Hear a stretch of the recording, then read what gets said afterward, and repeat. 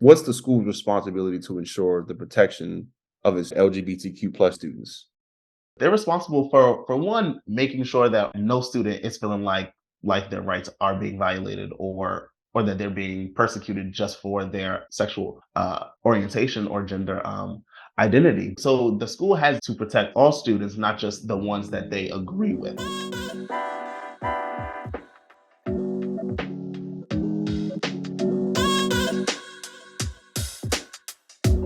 You're listening to Thinking Freely with the ACLU of Maryland, the show that talks about what's happening politically in Maryland, from the courts to the streets and everywhere in between.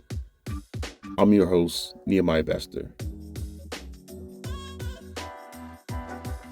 Around the same time last year, one of my colleagues, Alicia Smith, said something that I thought was seriously profound.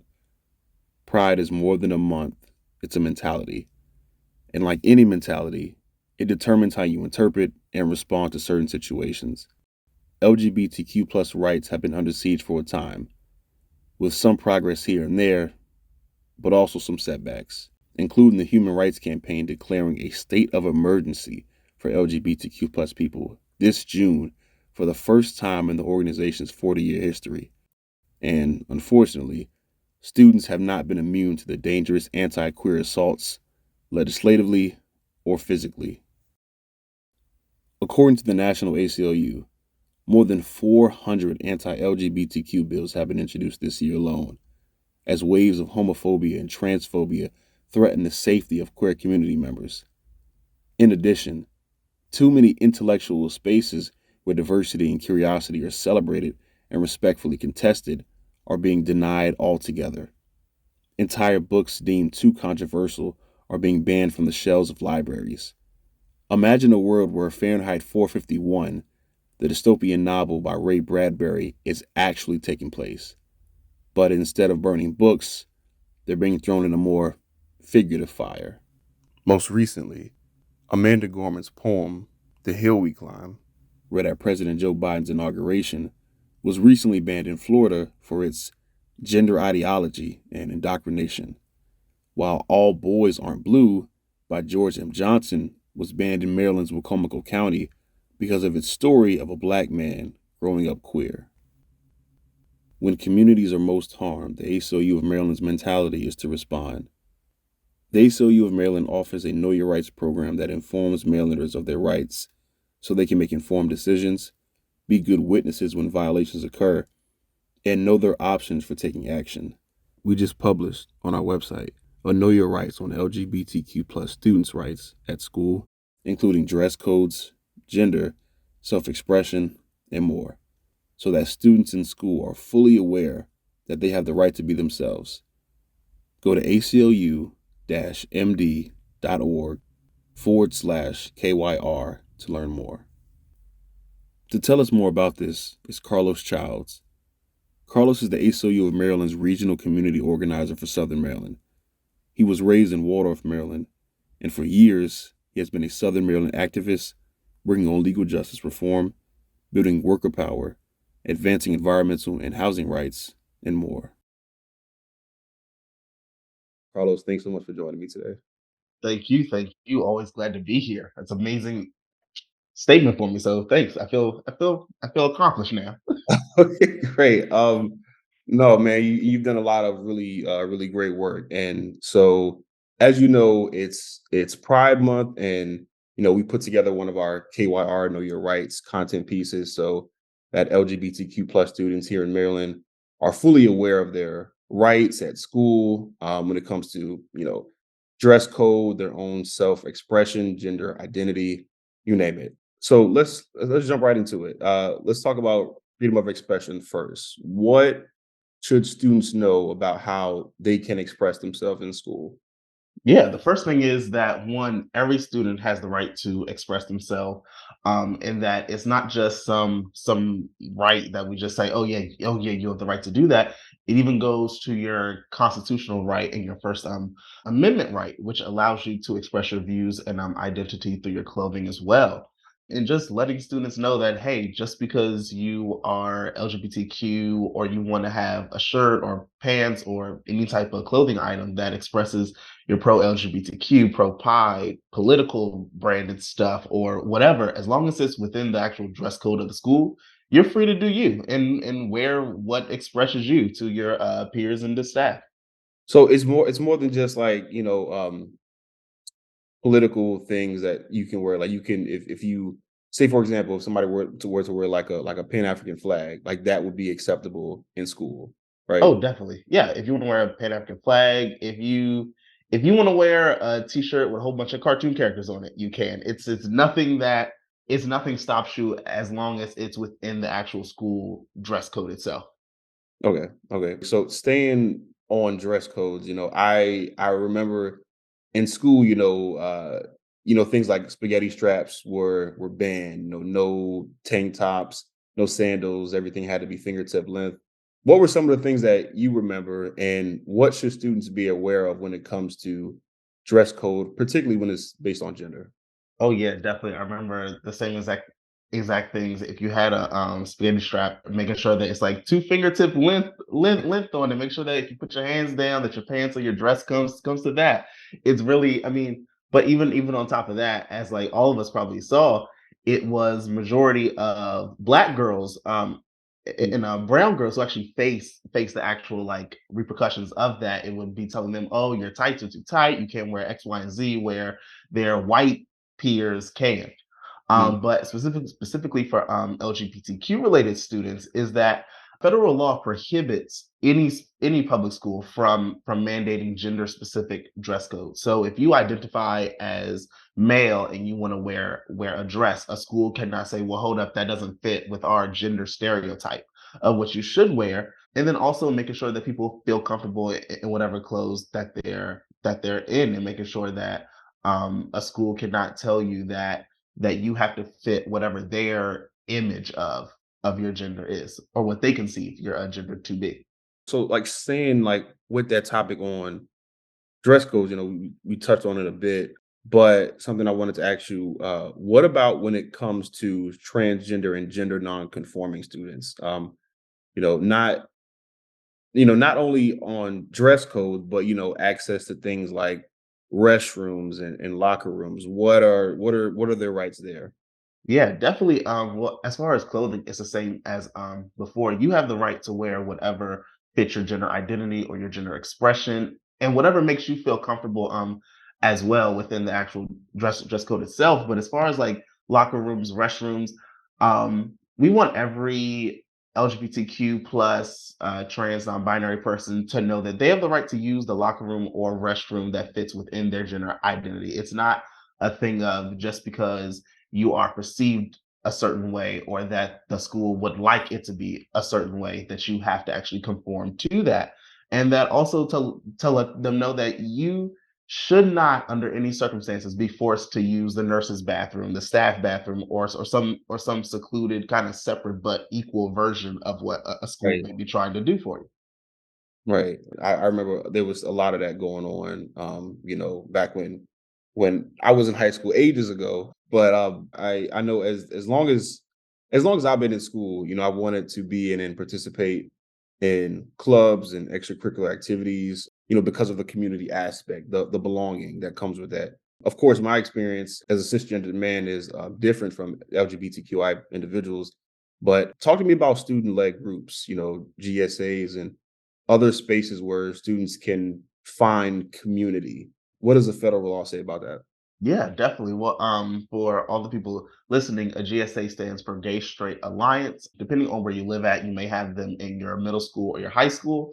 But what it really is a non-curricular club that brings LGBTQ plus and cis straight students together to work on things like building community, working towards stopping the discrimination that LGBTQ students face within the school, and also just creating like a safe space for just students to come together, talk, just have be a kid and not feel that like systemic pressure, and kind of in the kind of in the stereotype of oh, straight students and like LGBTQ students aren't, they don't mix, or there's issues between them, to really show no, we're all students and we all care about each other and we just want to see each other treated well. And as far as like federal law is concerned, the federal law actually prohibits public high schools from banning or not allowing non-curricular clubs from treating GSAs differently. So if you're a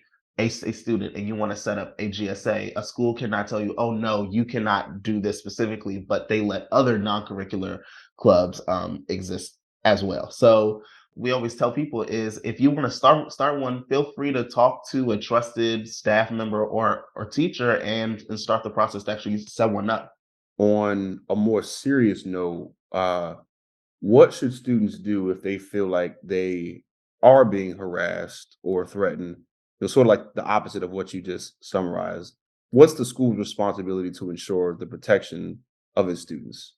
Yeah, well, first thing, if any student is being harassed, bullied, threatened, all of it. First thing you want to do is tell a trusted adult, school staff member. Make sure you take detailed notes of it yourself, write it down, document what date this happened, time, and also tell a trusted friend, because the last thing we want to see is when you bring it to the school that they say, okay, well, this is just you saying that. It's like, no, other people can back this story up as well. And as far as what the public schools are responsible for, they're responsible for one, making sure that all students are in a safe learning space, that no student is feeling like their rights are being violated, or that they're being persecuted just for their sexual uh orientation or gender identity. But also, they're responsible for responding to harassment, to people misgendering them, invasive questions, and also intentionally dead naming by like the not just staff but also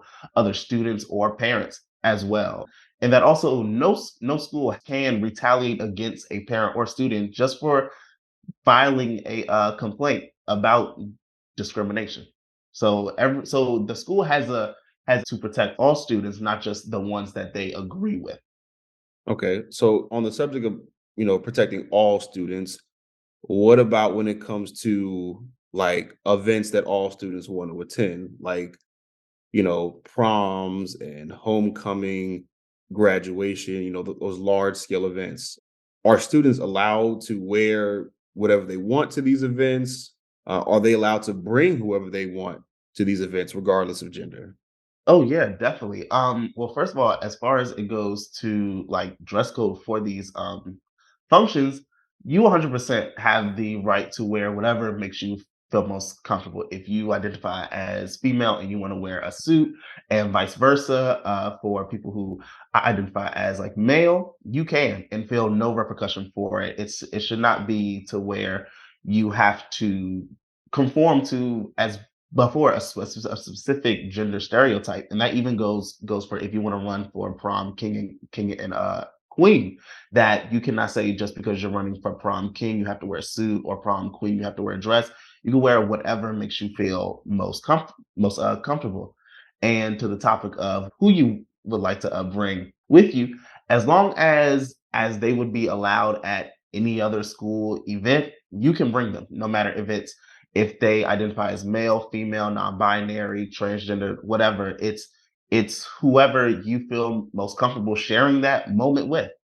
And the other thing I wanted to ask you about was privacy in school. I feel like this comes up often, because you know are schools allowed to disclose a person's LGBTQ status? Quite plainly, I think a lot of the excuses there comes down to like paperwork and documentation, writing things down.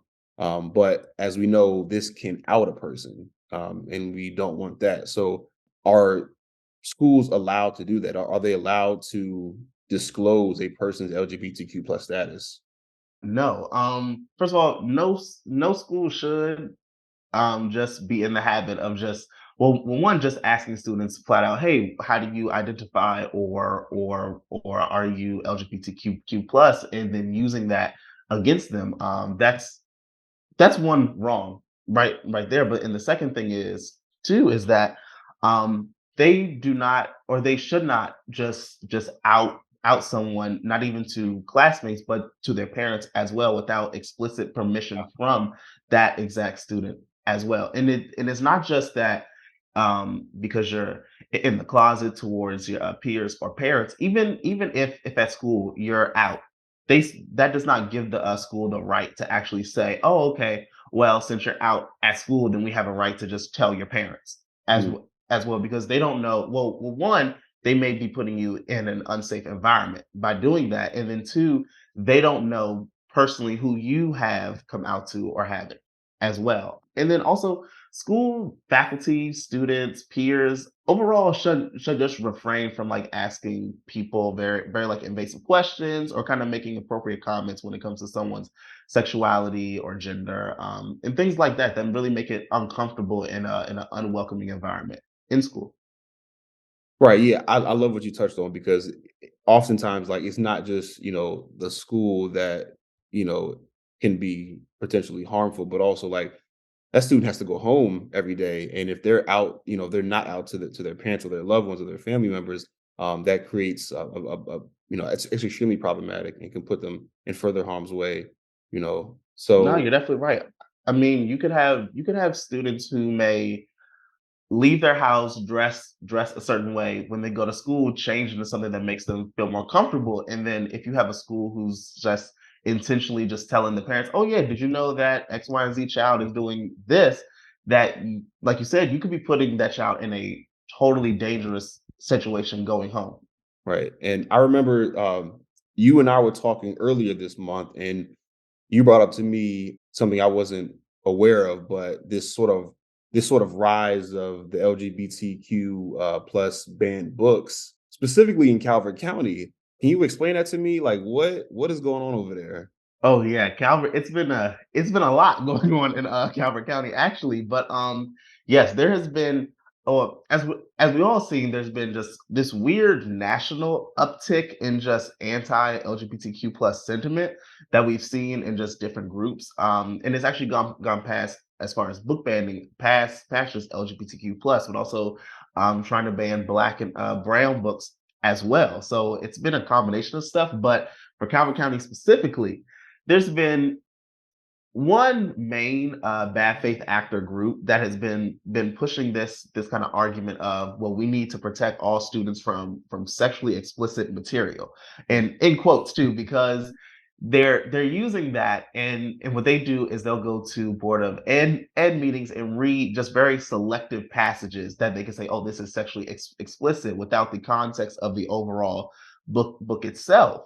So what happened recently at the last school board meeting is that there was a policy or a policy proposal that one of the school board members put up, and this wouldn't just ban books. This policy proposal was made to stop books from even going on library shelves. What they had this do was set up multiple committees in different per school that would have to mandate that the entire committee, before putting a single book on the shelf, have to read that entire book. So just imagine a public school library that could have hundreds or thousands of books in it, making a committee's job to read every single book before it even goes on the shelf, which is insane to think about. But it's even worse when you think about that. The main group that is pushing this policy, they've been on Facebook trying to crowdsource people to read books that they want to ban. So if they can't even do it on their own time, how do they expect people in a committee and work environment to read every single book before it's on the shelf? And from what a lot of activists in this orgs have been saying, the main goal of this is to just stop having books in the library at all. So I guess if they can't win the ban fight, we'll just not have public school libraries. And then also for the books, I guess, that they're able to read that they consider sexually explicit, that in high schools, what they would have do is create a separate section of the library that has a sticker on each book that says sexually explicit, and have it in a separated part of the library that if you're under the age of 18, which most high school students are, you would need a parent's permission to actually be able to either read or check out that book as well. Then further putting barriers or putting people in or students in unsafe situations where they may not be able to tell their parents, "Hey, can you sign this permission slip from me to read a book related to like LGBTQ stuff?" And then the other weird part of it is that their definition of a library went from what we all know as like the library in the school to anywhere where books are kept for reading. So a teacher's classroom is also now considered a library. And one of the teachers actually who testified against this policy brought up under this definition. What you're going to see is, so would we classify a student's locker as a library because books are kept there, or would their book bag be considered a library? And is the school going to dedicate resources to people to go through every locker and every book bag to make sure they don't have this quote unquote sexually explicit books that they want to see? But one of the most positive things out of all of this was that at the last school board meeting, when there was a public comment period, the one odd thing was they limited public comment to only 20 people. So the hearing was at 3:30. People were saying by like 1:30, all 20 slots had been filled. People already came to us sign up. But the great thing was, out of all of the 20 public comment speakers, 17 of them were against this policy. It was a combination of teachers, parents, students, faculty, librarians came out and to actually say no, this is horrible. Like we are trained. We went to school and have the education to curate these libraries. For you to go and try to to work around us is actually defeating the purpose of making sure that we not just have an inclusive learning environment, but we open students up to a myriad of books that not just go along with their families' preconceived notions, but also challenge some of their own thoughts to say, okay, maybe I read something and it makes me look at the world differently, or set me up for a more diverse world and not just a closed off mindset of this is the only way things work. So in the end, the actual sponsor of the policy said that they're going to rework the policy, I guess, to make it not sound as bad as it is. So everyone's gearing up now for the next school board meeting to do it all over again. And then the good thing is, people on the ground were saying, "Hey, we will keep doing this until you either stand down or they just vote the policy down." Yeah, like this to me sounds like so archaic. Like when you're just like limiting intellectual curiosity because you want students and children to be able to challenge some of their own thoughts and behaviors. Especially when it comes to a system of institutionalism. So that to me is just so bizarre. Exactly. And one of the thing to this, a lot of people pointed out, if parents don't want their children to read a certain book, have that conversation with your child. That is not something where you should feel like I need to mandate so no child gets to read a certain book. And also, there are already policies and procedures in place to basically stop your child from being able to check out certain books. So they're doing this to kind of force their own personal or religious ideology on all students, when not taking into consideration, y- you should only have control over what your child reads, not everyone else. Right, you're the parent of the children you parent, not Right. everyone else is like, um, so yeah, one more, question I wanted to, ask you, Carlos, probably one of the more important questions, but, if the things that we mentioned today, that we talked about, if they don't work, like the system, as we know, a lot of times it hasn't worked for students, but if it doesn't, after these, whoever listens to this after these recommendations, how can they get help, and how can the ACLU of Maryland assist in any of that help? Yeah, well, we definitely always tell students, parents, whoever's listening, that one thing is, no matter how you're being treated, we want you to, one, stay calm and just comply with any direct orders that you're given from the school system, as long as it doesn't stop your ability to challenge that later on.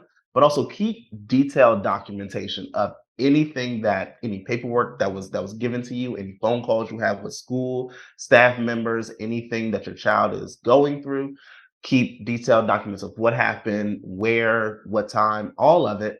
And then also contact the ACLU of Maryland complaint line with all of your documentation as well. And then also to let people know that any information that you share with us is 100% confidential. It stays between you and us. We do not share that out with people. And if we are able to, we will definitely provide different services and different recommendations on how to move forward, whether it be through conversations with the school system, legally, whether it be through community outreach, however. Perfect. Love everything you just said. Last thing, if you've gone to any of the Pride events this month, how have they been? Have you been enjoying any of the Yes. events that you've been at in the state? Oh yeah, they've been amazing, and I do want to shout out Charles County's Pride event. We actually had it's crazy. Charles County's been around for all these years. We actually just had our first Pride event in May. It was actually put on by the health department. It was a prep for Pride, so they were telling people how to get prep, know their health status, but also just engage with the different community members. It was just amazing. We had a table there, but just seeing how many students were there, how many just parents, how many just like not even LGBTQ members, but just like just your cis straight people who were just say, hey, I'm supporting because either my child's LGBTQ or my cousin is, or I'm not knowing that they know and their family is, but hey, I'm just here to have fun and support a community within my county. So I think that was probably the most amazing thing, and it was huge. I mean, I think they were talking about they did not know how many people would show up. It was from just what all of us saw, around probably 1,000 people who showed up. They had a march too. It was amazing and really powerful. And I know people are already talking about, all right, cool. So what's happening next year? How we're gonna keep doing this? And I'm looking forward to it's a Southern Maryland Pride that's going on in October as well too. So it's definitely stuff going on throughout the year that I'm looking forward to. No, yeah, I'm so looking forward to the Pride events that are the Pride parade that are going on in Baltimore this weekend. So, and it's always great to be around community, to learn from one another, and also just to let some steam off, like to have some fun, Right. like it's just great to be in the street. But this has been a great conversation, Carlos. Thank you so much for joining me, and Thank appreciate you. all the great work that you've been doing. Thank you for providing this space to really let out some really good messages and be in community. So this is awesome. Thank you so much.